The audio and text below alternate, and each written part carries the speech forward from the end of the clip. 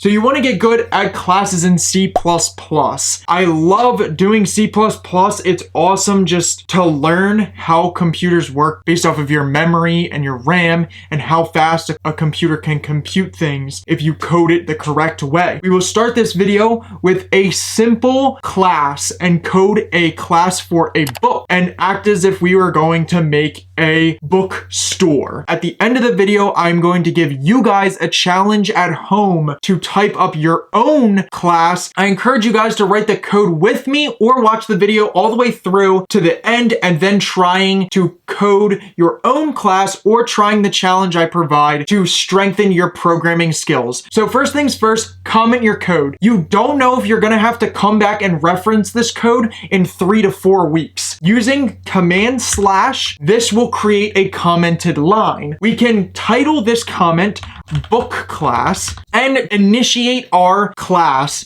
and title it book. Here we will then type up the infamous private and public within our class. We will get to it at the end of the video. I will explain briefly what private and public mean. Under the private, let's put some needed variables we need for our book class. A title for each book, which is going to be a string. I also want to say you will not be able to use string without the string library. Include these libraries at the top of your screen as well as using namespace. If you guys want in the future, I can make a full video on namespace and libraries. Just leave a comment in the description below. Also, let's make a mini comment. Just get in the habit of doing it. What else do we need in our book? We also need a string for our author. I can't spell author. We also can say the number of pages within our book, which is the amount of pages in a book will be an integer. And then, of course, since we're storing it in a bookstore, we need a price for each and every book. Now, when we make a book class, it will have these contents within each and every book that is added to our store. Now, granted, I want to make this clear. We did not make a store yet. We have to do some more extra work if we wanted to make a store to house all of the books. We also need one last final thing,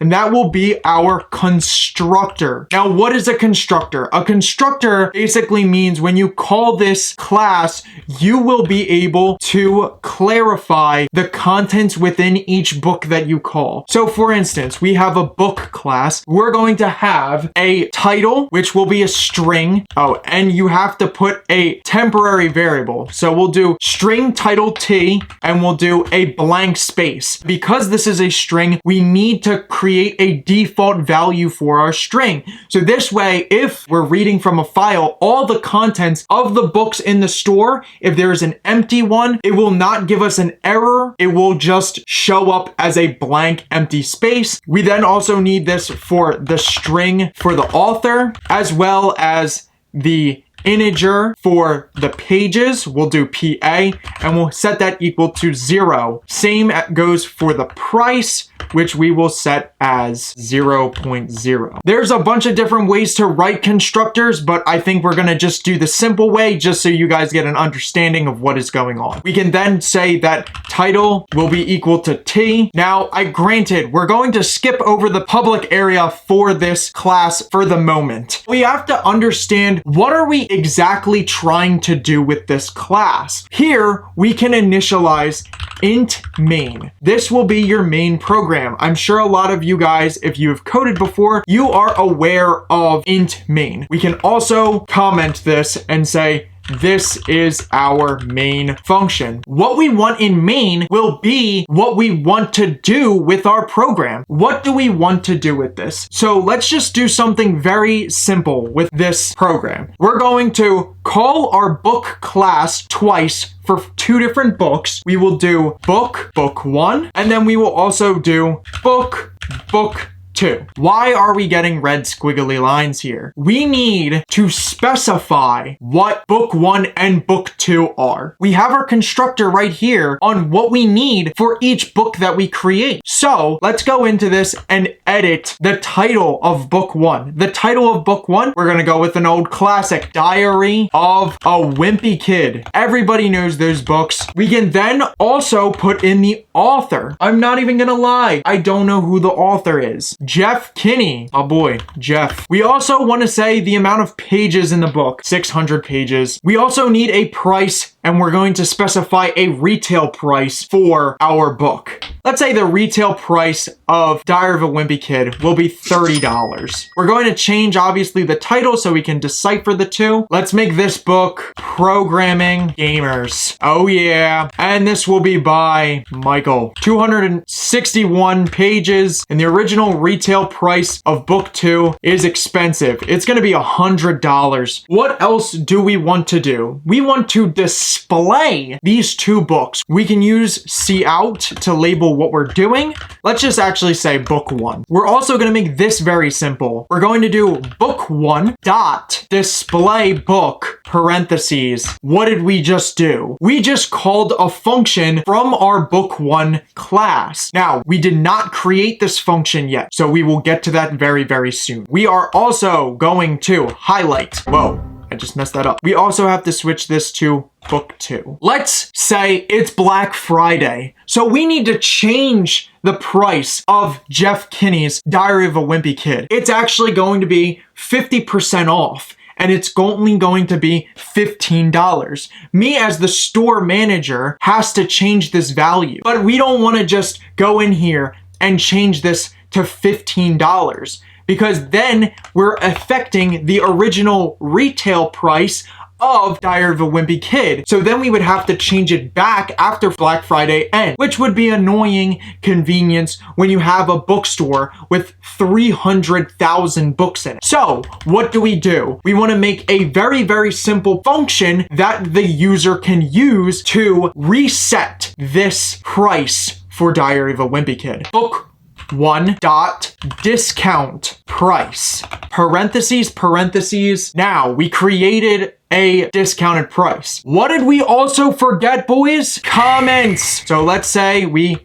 initialize and call the book class. Also, discounted price, the program's not going to know how much we're discounting the price for. We need to tell the computer how much are we going to discount Diary of a Wimpy Kid on Black Friday. So let's tell it that it's going to be $15 on Black Friday. Then we want to redisplay. So we're going to use that same exact thing, but basically what we're going to make this function do is just overwrite this number. So every time you call that function, that number will be overwritten. Now what do we have to do? We have to make the functions to do these things. So let's go into our public variable. Yes, we have our display book function and discount price function, but we also need to get every single piece of information for each book. So we need the title, we need the author, we need the prices, and we need the pages for each book. Let's make a get function for each and every variable. All right, so if we return a string and we go get title, we do not need to input anything, and then we can do this. And all we will need in this function will be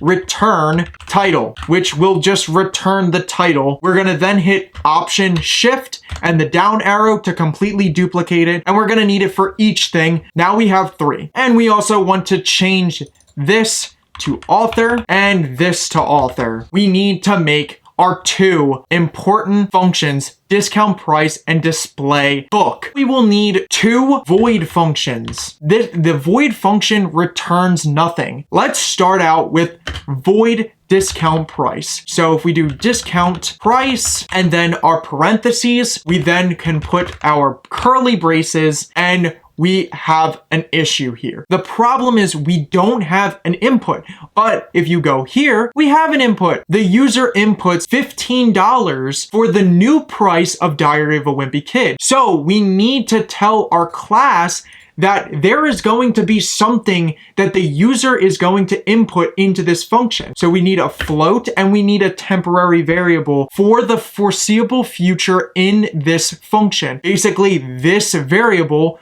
will end and not be usable anymore once leaving this function. We'll make it new price. That makes a little bit more sense and it's a lot more clear. So what does this function do? We have to specify what this function is going to do. So let's just make a comment. So we can make an if statement. Why are we making an if statement? Because we have to make sure that the price clarified, new price, is less than or equal to 0. We have to make sure that the new price specified is greater than or equal to 0. This basically means obviously you can't make a book negative dollars. So if this is true, the new price will now equal price in the book. This is basically saying the new price specified here will now equal this in this book. We made 2 of these. Wrong. Did I spell discount wrong? Yes, I forgot a U. Now it's not highlighted red anymore. And now we can also make a very basic display book function. So we're going to use a void again and make this display book. We're not going to have an input here. That is because the user shouldn't have to say anything to display the book. Clarify you're using the display book for that specific book. All right. So this is going to be very basic. Cout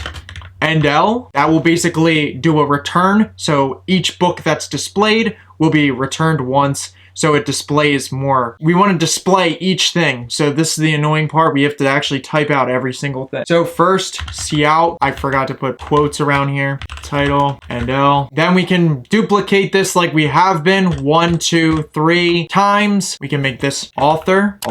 Now we have our function thing. We have to compile. It's a C++ code. So if you guys want to know what the make file looks like, I promise make files will make your life better. It will literally make your life 10 times better. So I highly advise put time into making a makefile. This one will work perfectly what we're trying to accomplish here. So just make this. I can make an entire video explaining makefiles as it will change your life using makefiles. If you don't use makefiles with C++, you will have to type this out every single time you make a change to your code. Only you have to worry about is make. Make will make the file. It will compile. See how we just did it? We just ran this command. Now, let's run our code and see if it works. Boom! Okay, I'm not gonna lie. I'm not a pro. For some reason, that's it. I lied. Will be if new price is greater than or equal to 0, price equals new price. Also, this is just dumb. Don't do this. For what we're trying to do, don't do that. And we're gonna change this to book 1 on Black Friday. This will make it more. So now we can do make / as we can see, we have the price of book 1 being $30. The Diary of a Wimpy Kid. It is 400 pages long. It is by Jeff Kenny. We also have book 2 at $100.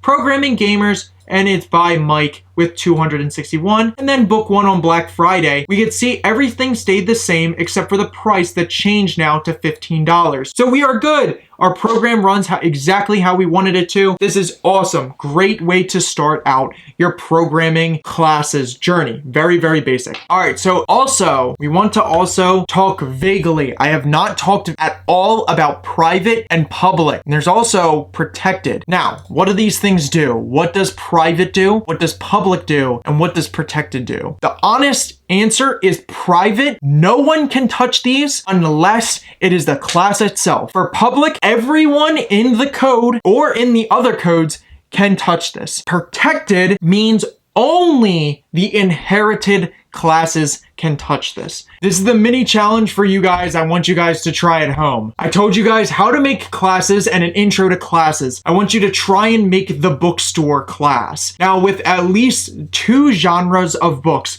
inheriting the book class, you can use the book class from the video and then have the nonfiction and fiction book if you want to use that. This will be great practice if you haven't used classes at all before. The output should be very simple. It will display whether it's nonfiction or fiction, and then which you can use as a hint. I will just say it is just a cout. So it will just say, this is a nonfiction book, this is a fiction book. Then we'll display the book. This will be done by displaying all of the stuff within the book. If you guys want, please submit your guys' code at Dylan_Jamie8 on Instagram. Send me a DM of your code. And in the future, if I get enough of these, I will make a whole series reacting to your guys' codes, and we can talk about it together as a group. That's gonna be it for today. I hope you guys enjoyed. If you stayed to the end, you're an absolute stud. Pieces.